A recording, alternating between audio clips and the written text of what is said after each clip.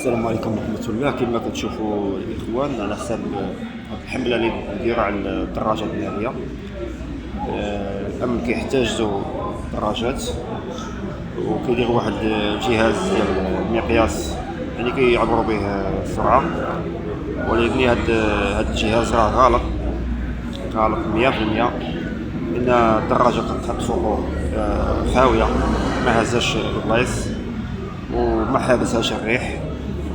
الريح تا هو كيدي 50% ديال السرعة، والبلاصة الثانية كدي 50%.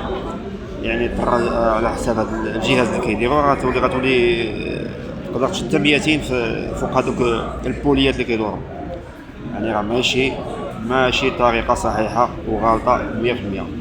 يعني خاص الأمن والوزارة خاصهم يعودوا النظر في هذه المسألة، يشوفوا مقاييس أخرى، شي حاجة اللي هي عملية وواقعية.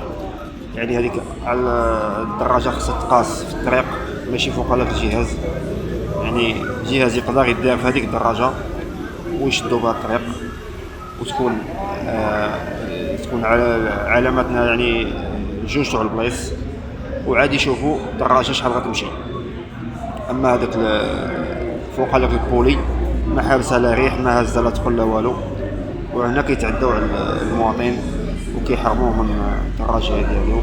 هذا عيب وعار، يعني ما قانون ما والو.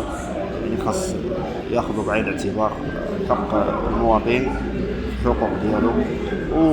ولا كان المساله ديال المقياس تكون قانونيه، وتكون يعني تكون مرضيه للطرفين. اذا تصاد هذاك المخالف تجاوز هذاك القانون يتعاقب. هذا الشيء اللي كاين. وتبارك الله عليكم، تحيه لكم.